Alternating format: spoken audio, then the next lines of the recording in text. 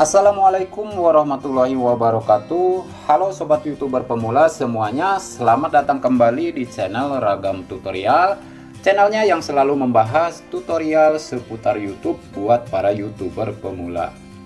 Oke sobat, teman-temanku semuanya, di video kali ini saya akan bahas kembali tentang pedoman komunitas YouTube ya. Nah, terkait dengan video saya yang kemarin saya sudah upload video, yaitu tentang channel saya yang terkena teguran pedoman komunitas dan apa dampaknya bagi channel kita jika kita melakukan pelanggaran dan terkena teguran pedoman komunitas YouTube ya.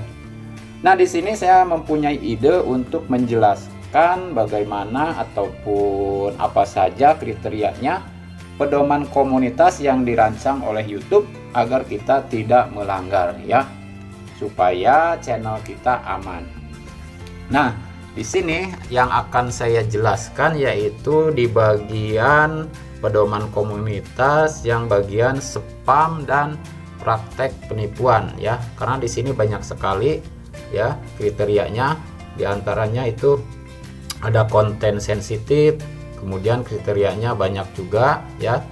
Konten sensitif, kemudian ada juga nih, ada konten kekerasan dan berbahaya, kemudian juga ada barang yang diatur oleh hukum, kemudian kriterianya di bawah juga banyak. Nah, sekarang saya akan bahas yang di bagian spam dan praktek penipuan dulu ya. Nah, sebelum saya bahas satu persatu ya kriterianya di bagian spam dan praktek penipuan ini, nah teman-teman boleh dong ya, teman-teman yang mau dukung channel saya silahkan teman-teman subscribe dulu channel saya ya, kemudian aktifkan logo lonceng notifikasinya supaya nantinya ketika saya upload video terbaru tentunya teman-teman bisa mendapatkan notifikasi atau pemberitahuan ya. Oke, kita lanjut ke pembahasannya. Nah, yang pertama di bagian interaksi palsu ya. Ini interaksi palsu ini sebagian dari spam ya. Kita buka apa penjelasan dari YouTube-nya bagaimana interaksi palsu itu ya. Nah, di sini YouTube menjelaskan YouTube tidak mengizinkan penggunaan metode yang dapat memanipulasi jumlah penayangan, baik suka, komentar, atau metrik lainnya, entah itu dengan menggunakan sistem otomatis ya, mungkin dengan sistem robot ataupun dengan menggunakan beberapa handphone dengan akun yang sama, mungkin seperti itu ya, atau dengan menyuguhkan video kepada penonton awam ya. Selain itu, konten yang semata-mata ada sebagai bentuk imbalan bagi penonton demi interaksi ya, baik penayangan, suka, komentar dan sebagainya, itu juga dilarang. Nah, konten dan channel yang tidak mematuhi kebijakan ini dapat dihentikan atau dihapus dari YouTube. Kemudian ini ada bagian yang penting ya. Jika Anda memperkerjakan seseorang untuk mempromosikan channel, keputusan yang mereka buat dapat memengaruhi channel Anda. Ya, maksudnya keputusan yang mereka buat, misalkan contohnya seperti ini ya. Teman-teman misalkan promosi channel atau promosi video di tab komunitas orang lain tuh. Nah, itu bisa berpengaruh. Sedangkan kan tab komunitas nantinya akan ditampilkan di subscriber yang punya channel itu. Bila channel teman-teman misalkan channel tentang mancing, kemudian promosi di tab komunitasnya channelnya tutorial YouTube, otomatis tidak nyambung ya. Artinya nanti dipromosikannya ke subscriber yang tentunya subscriber tutorial YouTube ya, penonton yang berminat untuk mencari tentang seputar YouTube ya. Jika teman-teman channelnya tentang mancing ya, mungkin cuma diklik sekali atau sebentar. Nah, itulah yang bisa membuat video teman-teman jadi rusak ya. Nah, selanjutnya juga di sini dijelaskan oleh YouTube ya, baik itu tindakan yang diambil oleh Anda atau seseorang yang Anda pekerjakan. kami menganggap suatu interaksi sah jika tujuan utama dari pengguna manusia adalah untuk berinteraksi secara otentik dengan konten, ya. Artinya betul-betul menyukai konten tersebut, ya. Nah, mungkin kalau misalkan videonya ditonton kurang dari 1 menit, nah itu bisa dianggap oleh sistem YouTube itu dianggapnya spam, ya. Mungkin dianggapnya yang nontonnya itu robot, ya. Selanjutnya, kami menganggap suatu interaksi tidak sah misalnya jika interaksi tersebut terjadi karena adanya paksaan atau penipuan, atau jika satu-satunya tujuan interaksi tersebut adalah memperoleh keuntungan finansial, ya. Nah, ini juga terjadi pada para YouTuber pemula, ya, yang biasanya yang saling kunjung ataupun support sub, ya. Itu kebanyakan video-videonya, durasi tontonnya kebanyakan anjlok di bawah 1 menit, ya. Nah, itulah yang bisa merusak retensi penonton. Nah, di sini juga YouTube memberikan penjelasan jika Anda memposting konten, ya, jangan memposting konten di YouTube jika sesuai dengan salah satu deskripsi di bawah ini, ya. Nah, ini di bawah ini konten-konten yang tidak boleh kalian buat, ya. Nah, misalkan yang pertama, konten yang menautkan atau mempromosikan layanan pihak ketiga yang dapat meningkatkan jumlah penayangan, suka, dan subscriber secara buatan. Nah, ini tidak boleh, ya, teman-teman buat konten yang mempromosikan misalkan cara mendapatkan subscriber secara gratis, misalkan tanpa support sub misalkan, tapi teman-teman mempromosikan link ataupun aplikasi untuk penghasil subscriber, ya, yaitu subscribernya secara buatan, atau jam tayang juga sama, ya. Nah, yang kedua, kemudian konten yang menautkan atau mempromosikan situs atau layanan pihak ketiga yang dapat meningkatkan jumlah penayangan atau subscriber secara ilegal, ya. Misalkan teman-teman buat konten yang menjelaskan tentang aplikasi yang seperti tadi juga, ya, penghasil viewer dan subscriber dengan aplikasi tersebut, ya. Nah, selanjutnya yang ketiga, konten yang mengajak untuk subscribe ke channel kreator lain hanya jika mereka subscribe ke channel Anda, ya. Artinya support sub, ya. Nah, misalkan di dalam ada tuh, saya pernah lihat suatu channel, ya. Di sini saya tidak sebutkan channelnya. Silahkan subscribe dulu ke channel saya, misalkan seperti itu. Nanti akan di subscribe kembali jika teman-teman sudah subscribe ke channel saya, misalkan seperti itu tidak boleh, ya. Itu konten yang dilarang. Nah, juga ada catatannya, Anda diperbolehkan. Nah, ini yang diperbolehkan, Anda diperbolehkan mengajak penonton untuk subscribe, mengklik tombol suka, membagikan, atau memberi komentar. Nah, yang seperti di awal tadi, ya, seperti sebelum saya jelaskan penjelasan ini, saya kan tadi mengajak teman-teman untuk dukung channel saya supaya channel saya bisa berkembang. Silahkan teman-teman subscribe atau bagikan video ini ke media sosial teman-teman sekalian, kemudian klik tombol suka atau berikan komentar setelah video ini berakhir.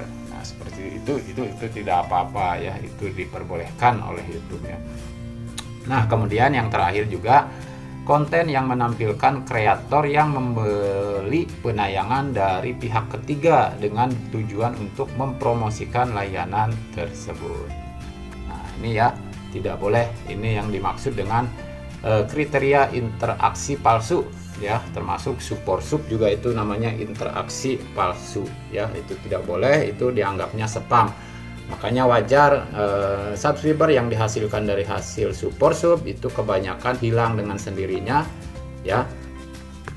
Nah, selanjutnya saya bahas yang kedua, yaitu peniruan identitas. Nah, apa sih yang dimaksud dengan peniruan identitas ini, ya? kita buka. Nah, ini dia dari YouTube-nya dijelaskan, konten yang dimaksudkan untuk meniru identitas atau channel orang lain tidak diizinkan di YouTube. YouTube juga menerapkan hak pemegang merek dagang. Karena itu kami dapat melarang channel atau konten dalam channel yang menyebabkan kebingungan terkait sumber barang dan jasa yang diiklankan, ya. Nah, selanjutnya di sini, jika Anda memposting konten, ya, jangan memposting konten di YouTube jika sesuai dengan salah satu deskripsi di bawah ini. Peniruan identitas channel, ya. Seperti apa sih?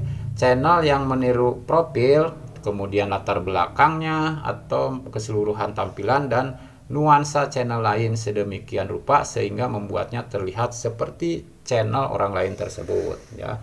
Kalian meniru, ya, menjiplaklah dari logo bannernya, kemudian profilnya juga, foto profilnya. Nah, itu tidak boleh, ya. Nah, selanjutnya peniruan identitas pribadinya, ya. Yang kedua nih, konten yang dimaksudkan agar terlihat seperti diposting oleh orang lain, ya. Seperti misalkan teman-teman menirukan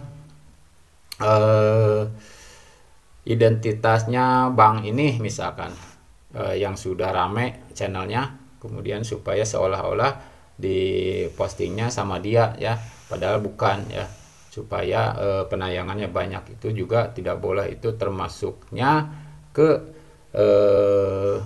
penipuan, ya, praktek spam dan penipuan. Nah, ini ada contoh nih. Berikut beberapa contoh konten yang tidak diizinkan di YouTube. Channel dengan nama dan gambar yang sama, ya. Channel dengan nama dan gambar yang sama dengan channel lain maksudnya, ya. Dengan satu-satunya pembedaan adalah spasi, cuman yang membedakan cuman spasi doang yang disisipkan ke dalam nama ataupun nol yang menggantikan huruf Q, ya. Nah, kemudian menggunakan nama asli, nama pengguna, gambar, merek, logo juga, ya, tidak boleh itu menirukan logo, kemudian merek ataupun gambar, ya, itu tidak boleh yang sama persis, ya, tidak boleh. Kemudian memiliki deskripsi channel yang sama persis dengan channel lain, ya. Nah, itu juga tidak boleh, ya, memiliki deskripsi channelnya yang sama. Kalian harus bedain, ya, deskripsinya, jangan meniru-niru, ya. Kemudian menyiapkan channel menggunakan nama dan gambar seseorang lalu berpura-pura bahwa orang itu memposting konten ke channel tersebut, ya, itu juga tidak boleh. Selanjutnya menyiapkan channel menggunakan nama dan gambar seseorang lalu memposting komentar pada channel lain seolah-olah komentar diposting oleh orang tersebut, itu juga. Kemudian channel yang mengklaim sebagai akun penggemar, ya, tetapi sebenarnya menyamar sebagai channel orang lain dan mengupload ulang konten orang tersebut, ya, itu juga tidak boleh. Selanjutnya channel yang meniru channel berita yang ada. Nah, selanjutnya kita bahas lagi yang ketiga, yaitu ini nih, bagian link eksternal. Nah, ini biasa terjadi pada saya juga pernah, ya, mengalami ini. Link yang mengarahkan pengguna ke situs yang menampilkan konten yang melanggar pedoman komunitas kami tidak diizinkan di YouTube. Nah, link apa saja nih? Jika Anda memposting konten, jangan memposting link dalam konten Anda di YouTube, ya. Ini tidak boleh. Pertama, link ke pornografi, link ke situs atau aplikasi yang menginstal malware, link ke situs atau aplikasi yang mencuri kredensial login, phishing, ya, informasi keuangan pengguna dan sebagainya. Kemudian link ke situs, aplikasi atau teknologi informasi lainnya yang memberikan akses gratis tanpa izin ke konten audio visual, game dan video game lengkap, software atau layanan streaming, ya. Nih banyak nih link ke situs yang berupaya menggalang dana atau melakukan perekrutan untuk organisasi teroris, ya, itu tidak boleh. Nah, ini mungkin ini banyak sekali paham, ya. Nah, seperti link ke konten yang menyebarkan misinformasi medis ya, yang tidak jelas. Kemudian link konten yang mendorong orang lain untuk melakukan tindak kekerasan ya.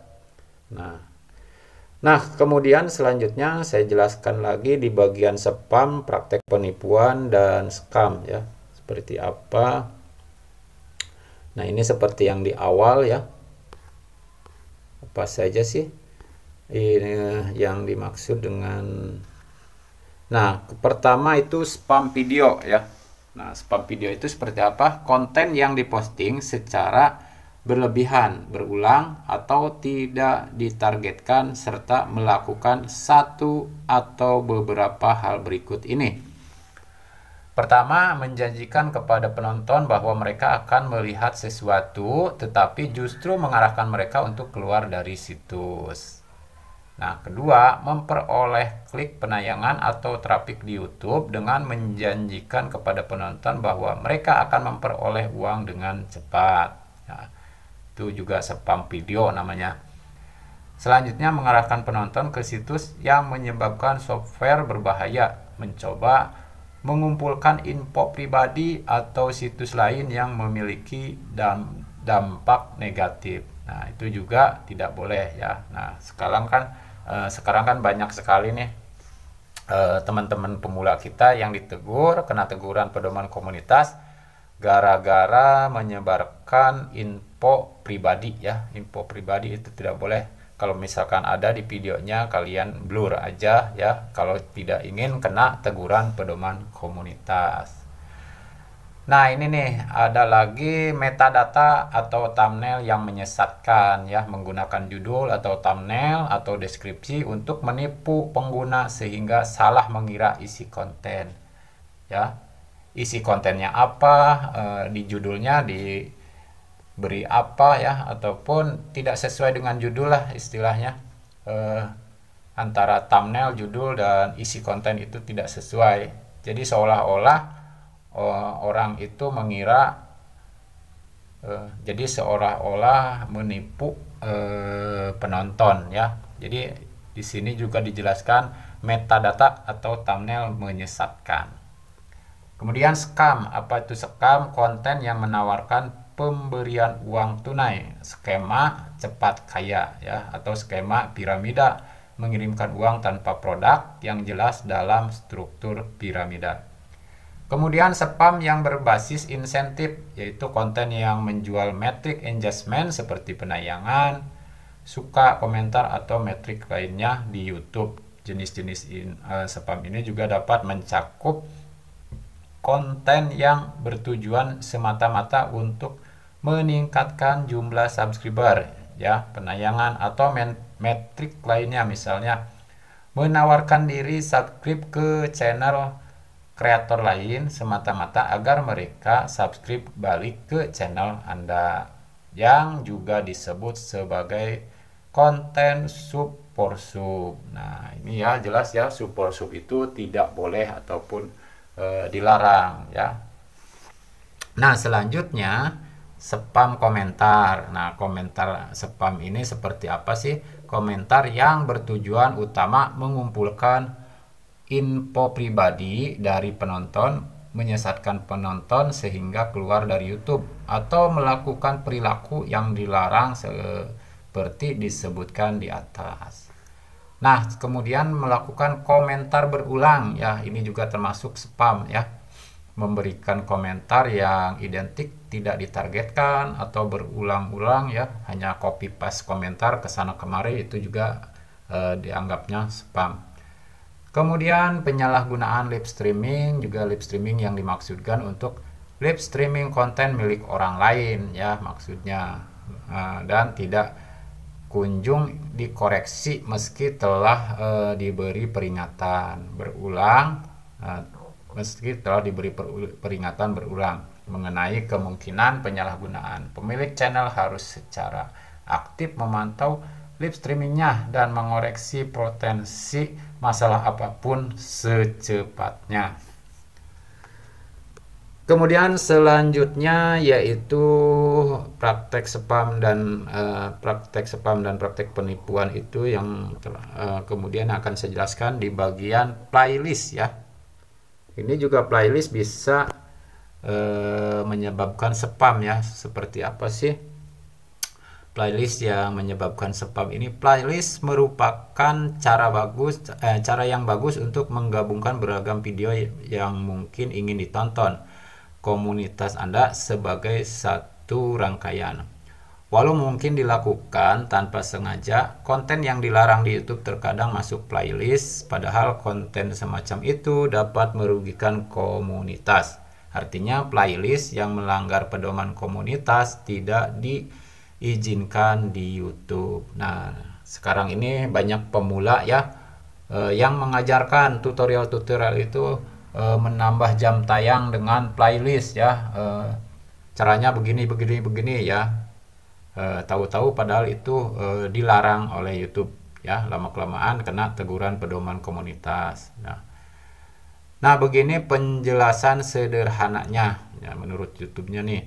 Jika Anda menggabungkan semua video yang ada di playlist menjadi satu video tunggal dan video tersebut ternyata melanggar pedoman komunitas, maka playlist tersebut juga mungkin melanggar pedoman komunitas. Nah, jadi jika ada video satu yang digabungkan dengan video lain ya di dalam playlist dalam satu video, kemudian ada salah satu video yang terkena teguran, maka video yang lain juga terkena teguran pedoman komunitas ya.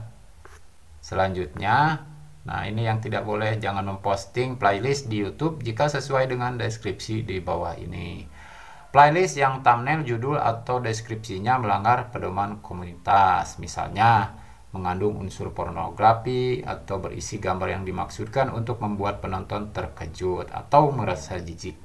Kemudian playlist yang judul dan deskripsinya menyesatkan penonton sehingga membuat mereka berpikir akan menonton video tertentu yang ternyata berbeda dari isi playlist. Selanjutnya, playlist yang masing-masing videonya tidak melanggar kebijakan kami tetapi dikumpulkan dengan cara yang melanggar pedoman kami. Hal ini mencakup tetapi tidak terbatas pada konten edukasi yang menampilkan ketelanjangan atau tema seksual untuk tujuan kepuasan seksual. Nah, banyak nih konten non seksual tapi fokus pada bagian tubuh atau aktivitas tertentu untuk tujuan kepuasan seksual. Nah, kemudian video dokumenter yang mengandung unsur kekerasan yang bertujuan untuk memuji kekerasan dan mengejutkan penonton. Selanjutnya, playlist yang berisi beberapa video yang telah dihapus karena melanggar pedoman kami. Nah, jika ada beberapa video dalam playlist publik Anda yang telah dibuang atau dihapus, luangkan waktu untuk menghapus video tersebut dan playlist Anda juga. Nah, itu ya. Nah, yang terakhir kemudian praktek spam dan praktek penipuan itu yaitu kebijakan tambahan. Apa sih kebijakan tambahan ini? Kebijakan tambahan yaitu kebijakan akun tidak aktif ya. Secara umum pengguna diharapkan menjadi anggota yang aktif dalam komunitas YouTube. Jika suatu akun didapati tidak aktif sama sekali, akun tersebut dapat diambil kembali oleh YouTube tanpa pemberitahuan.